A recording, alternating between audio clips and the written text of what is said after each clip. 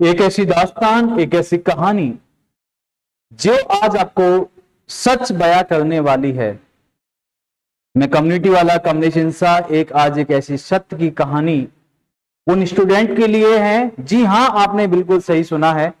ये उन future nursing officers के लिए है, उन नर्सिंग स्टूडेंट के लिए है जब वो कभी +2 होने के बाद में एक समय एक ऐसा आता है, +2 होने के बाद में एक चौराहे पे खड़े होते हैं, तब भी ये सोचते हैं जाएं तो किधर जाएं, ये पूछ रहे हम खुद से। लेकिन जब उनको ऑप्शन मिल जाता है, जब वो नर्सिंग के फील्ड में चले जाते हैं, जब नर्सिंग के उनका जब एडमिशन का समय होता है कॉलेज में फर्स्ट टाइम जब वो जाते हैं, तो कुछ इस तरह से खुश होते हैं। एडमिशन जैसे ही मिलता है तो वो बहुत बड़े खुश होते हैं, बहुत ज्यादा खुश होते हैं। उनको लगता है कि बस अब तो हम बहुत जल्दी कामयाब होने वाले हैं।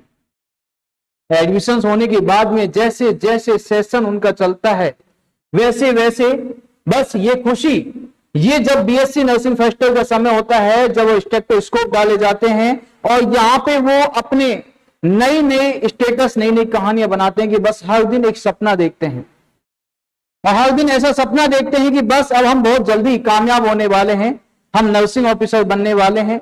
कभी कभी के दिमाग में तो ऐसे आते हैं कि बस अब बहुत बड़े लेवल पे हम पहुंचने वाले हैं। लेकिन जैसे जैसे टाइम ड्यूरेशन बीतता जाता है, बीएससी नर्सिंग फर्स्ट ईयर में इतना स्ट्रगल होते हुए भी एक हिंदी मीडियम से इंग्लिश मीडियम में कन्वर्ट होते हुए बच्चे को बहुत सारी प्रॉब्लम्स आती है, लेकिन एक होप के साथ में वो जैसे तैसे अपनी बीएससी नर्सिंग का फर्स्ट ईयर कंप्लीट कर लेता है। और जैसे BSc nursing first year complete होता है, सेकंड ईयर में पहुंच जाता है, अब ये खुशी थोड़ी थोड़ी एक मायूसी की ओर लेके जाती है, क्योंकि कॉलेज का बर्डन 9 बजे से 5 बजे तक, 4 बजे तक क्लासेस का टाइमिंग, असाइनमेंट, कोई बुक्स, कोई क्या, सब चीजों को लेते हुए भी, लेकिन अब ये खुशी बीएससी नर्सिंग के सेकंड ईयर तक होती है। लेकिन उनको ये लगता है कि बस जैसे सुनते हैं कि बस फर्स्ट ईयर में थोड़ी ज्यादा मेहनत होगी, सेकेंड ईयर में थोड़ी कम मेहनत करनी पड़ेगी।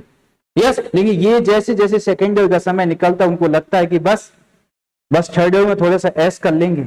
इसी के साथ में ही हॉस्पिटल्स के अंदर ड्यूटी स्टार्ट हो जाती है और प्रैक्टिकल के अंदर उनका थोड़ा डाइवर्जेंस मिलने लग जाता है कि बस हमें क्या करना है, प्रैक्टिकल चीजें सीखनी है, प्रैक्टिकल चीजें सीखनी है। और प्रैक्टिकल चीजें सीखते हुए और ये नई नई चीजें वहां पे सीखने लग जाते हैं, कैसे प्रोसीजर होते हैं, कैसे क्या है, जैसे फंडामेंटल के प्रोसेस सभी को सीखने लग जाते हैं।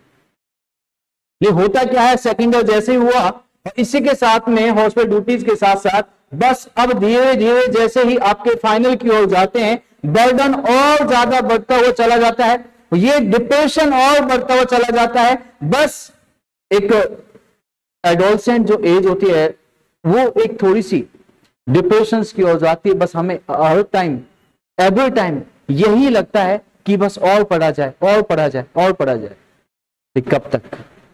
अब ये हंसी एक सीरियसनेस में बदल जाती है, और जैसे ये हंसी, ये स्माइल एक हैप्पीनेस, एक सीरियसनेस में बदल जाती है, और समय आ जाता है किसका? फाइनल ईयर का समय आ जाता है। और फाइनल ईयर का वो समय होता है जिसमें जितना पढ़ा जाए उतना ही कम। ये एक ऐसा समय होता है जिसमें फ्यूचर नर्सिंग ऑफिसर अपने रिश्तेदार, फैमिलीज, दोस्त, यार सबको भुला देता है। मैंने ऐसे ऐसी कहानियां देखी है जब future nursing officers final year में बहुत ज्यादा फ्रस्ट्रेट हो जाते हैं, तो वो एक डिप्रेशन की ओर चले जाते हैं। डिप्रेशन की ओर जाने से कभी बहुत सारे फ्यूचर नर्सिंग ऑफिसर अपने फैमिली प्रॉब्लम की वजह से, या अपने इकोनॉमिक प्रॉब्लम, या फैमिली प्रॉब्लम, या मनी प्रॉब्लम की वजह से, या लव प्रॉब्लम की वजह से, क्योंकि पढ़ते हुए कॉलेज के बर्डन की वजह से कभी कभी सुसाइड की टेंडेंसी की ओर चले जाते हैं। क्यों? क्योंकि आप देख रहे होंगे, क्या उस ये इमेज वही है जब वो एडमिशन के समय खुश होता हुआ आता है? क्या खुश होते हुए वापस जाते हैं? नहीं, कॉलेज के कॉलेज वाले प्रेशराइज करते हैं, बहुत ज्यादा प्रेशर होता है, लेकिन उनको एक होप होती है, नहीं कोई बात नहीं, कुछ समय की बात है, ये समय भी बीत जाएगा, एक अच्छा समय आएगा, और जब एक अच्छा समय आएगा तो हम कामयाब हो जाएंगे। लेकिन जब ये कामयाब, इतनी उम्मीदें लेके हुए, रात दिन एक करते हुए ये जब अपनी मेहनत करते हैं, लेकिन आखिर इनको मिलता क्या है? ये बस एक ओवर थिंकिंग मिलती है।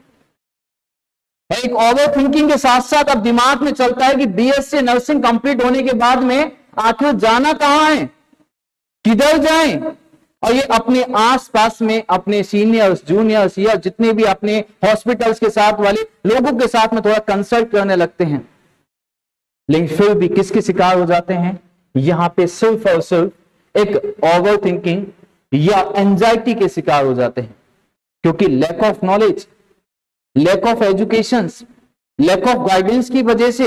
यस, और ये सब चीजें आगे जाके बहुत ज्यादा डिप्रेशन की ओर लेके चली जाती है। और मुझे उम्मीद है बीएससी नर्सिंग फाइनल के जो फ्यूचर नर्सिंग ऑफिसर होते हैं उनके साथ ऐसा ही होता है, और इसी चीज का फायदा उठा लेते हैं, क्योंकि उनको पता होता है 4 साल जॉब करने, 4 साल के कॉलेज करने के बाद में एक फ्यूचर नर्सिंग ऑफिसर के दिमाग में सिर्फ और सिर्फ बातें चलती है कि कैसे पैसा कमाया जाए, पैसा कहां से आएगा, 4 साल का स्ट्रगल किया है तो पैसा कहां से आएगा। तो इसी के बीच में जब उनको एक चीज समझने का आता है तो इसी के बीच में एंटर होने लग जाती है। तो सबसे पहले हमारे दिमाग में चलता है बेटा ओवर थिंकिंग, ओवर थिंकिंग की वजह से आती है एंजाइटी, और एंजाइटी में जब जाता है तो हो जाता है बेटा डिप्रेशन, और डिप्रेशन आता है किसकी वजह से, family problem, money problem, love problem, कुछ भी हो सकता है। सिर्फ और सिर्फ दिमाग में आता है सस्पेंस, सस्पेंस, सस्पेंस, कैसे, कहां जाएं, वेयर गो, कहां जाएं, जाना कहां है, किस साइड चलें। तो बस इसी चीज का फायदा उठाने के लिए हमारे बीच में कुछ इस टाइप से कॉन्फ्लिक्ट आने लग जाते हैं हमारे दिमाग में, और बहुत सारे फ्यूचर नर्सिंग ऑफिसर कहां फंस जाते हैं, प्राइवेट जॉब की ओर चले जाते हैं, जिसमें 10 से 12 हजार रुपए मंथली दिया जाएगा। लेकिन बेटा कब तक, क्या इसमें आपकी लाइफ की सिक्योरिटी है? नहीं, सिर्फ और सिर्फ आपको मिलेगा 6 मंथ, 4 मंथ, 2 मंथ के लिए आपको लाइफ की सिक्योरिटी मिलेगी, और सिर्फ बना के घूमना पड़ेगा। जॉब है ये, joker of boss, joker of boss बन के हमेशा घूमना पड़ेगा। बस जब हमें लगेगा 3 से 4 महीने बाद यार हम कहां फंस गए। लेकिन आगे तो जैसे थोड़ा सा और सोचते हैं तो हमारे पास में कुछ एजेंसीज आती हैं या कुछ प्राइवेट हॉस्पिटल्स आते हैं जो कि हमें प्लेसमेंट का नाम दे देते हैं, और प्लेसमेंट के नाम पे फिर यहाँ पे फ्यूचर नर्सिंग ऑफिसर को फिर से ठग लिया जाता है। लेकिन यहाँ पे क्या बोले जाते हैं, जैसे बहुत सारे हॉस्पिटल है, नाम तो नहीं लेने चाहिए, लेकिन मैं कहते हैं आईना सच का बेटा आज दिखाने वाला हूं। जैसे max hospital, Apollo hospital, yes, Vedanta हो, LLRN, या जितने भी हैं बेटा जी, और वहां पे फ्यूचर नर्सिंग ऑफिसर को सपना दिखाया जाता है कि आपका प्लेसमेंट हो गया है, और 16 से 22,000, 25,000 का यहाँ पे झांसा बच्चे को दिया जाता है। और जैसे 16 से 22,000, 25,000 का झांसा देके और क्या किया जाता है, प्लेसमेंट के नाम पे यहाँ पे प्रत्येक कॉलेजों से कम 20-20, 25-25 स्टूडेंट को यहां से ले जाया जाता है। क्या इसमें लाइफ की सिक्योरिटी देंगे? इसमें भी उनको लाइफ की सिक्योरिटी नहीं मिल पाती है। यस, और मुश्किल से 10 महीने या 12 महीने के आसपास, अपन कह सकते हैं 1 साल के लिए मुश्किल से वे हॉस्पिटल वाले आपको झेल पाते हैं। और जब वो इसको भी नहीं झेल पाते हैं, क्योंकि अगले साल हमारे जूनियर्स हमारे पीछे आएंगे, और उन्हीं का क्या होने वाला होता है बेटा, यहाँ पे प्लेसमेंट के नाम पे फिर से ले जाने के लिए तैयार हो जाते हैं। सिर्फ लाइफ की सिक्योरिटी हमें कितनी मिली? 1 साल की मिली। आखिर जाएं तो कहां जाएं? और सबसे ज्यादा डिप्रेशन का शिकार जब होते हैं जिसके पीछे उम्मीद लगाई थी, जिसके पीछे सपने देखे थे, वो सपने भी यहां पे 1 साल के बाद चकनाचूर हो जाते हैं।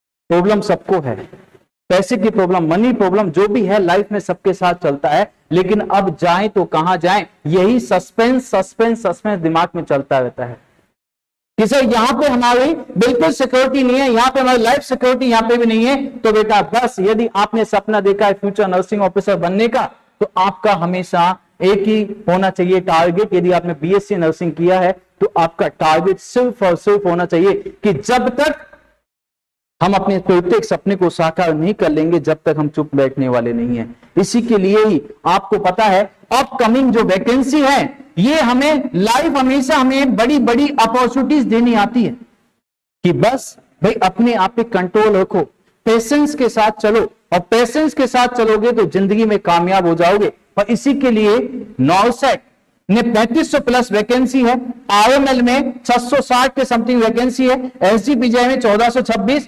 डीएसएसपी का एग्जाम अभी होने वाला है, आरआरबी की वैकेंसी 678 वैकेंसी है।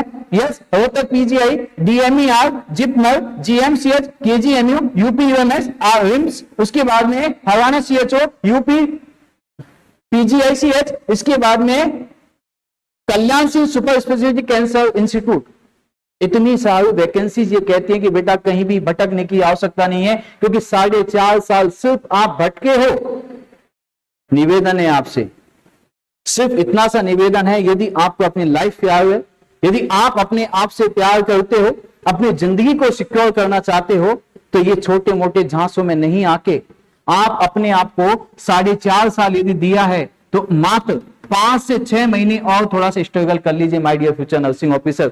ये ब्राइट फ्यूचर आपके लिए है, ये your bright futures are waiting for you. एक अच्छा भविष्य आपका इंतजार कर रहा है, कभी भी हमें डगमगाना नहीं चाहिए। और 5 से 6 महीने यदि आपने पेशेंस रखा तो इन सभी में से ये जितने भी आपके फ्यूचर जो मैंने आपको बताए हैं, यहां कहीं ना कहीं आपका सिलेक्शन हो जाएगा। और जिस दिन आपका सिलेक्शन हो जाएगा, ये सब बातें आपको फीकी लगने लगेगी, और फीकी लगने लगेगी तो आपको सीधा का सीधा पेमेंट जो होने वाला है बेटा, यहां से किसी भी वैकेंसी में यदि लो लेवल पे भी आप जाओगे, 45,000 से लेकर 1,20,000 तक का पेमेंट आप यहां से अचीव कर सकते हो। तो बोलिए क्या बोलना है, जाना कहां है, कहां जाना है, तो टेंशन नहीं करनी है। यदि आपने इनमें से यदि कोई भी सपना सोचा हुआ है, यदि आपका कोई भी ड्रीम है, तो आपके आसपास में ही है।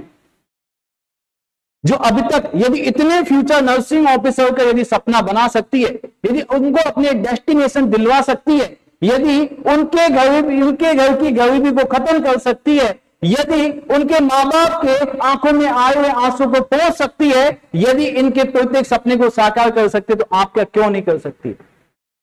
यही है बेटा सम्राट नर्सिंग एकेडमी, जो 4 साल कंप्लीट होने पर 650 से प्लस सिलेक्शन दे चुकी है। आपका भी डेफिनेटली होगा। यस, कहते हैं ना कि कामयाबी मिले या ना मिले, ये बेटा एक अलग बात है, लेकिन आप यदि मेहनत नहीं करें, ये तो गलत बात है। प्राइवेट तो आपको बाद में मिल जाएगा, लेकिन एक बार मेहनत करके देख लिया जाए, हो सकता है आपके सपने जल्दी से साकार हो जाएंगे। सपना देखा है, कामयाब हो जाओगे, सपने भी साकार हो जाएंगे। यस, कहते हैं ना, किसी ने कहा है कि बुझी हुई शम्मा भी जल सकती है, तूफानों से किश्ती निकल भी सकती है।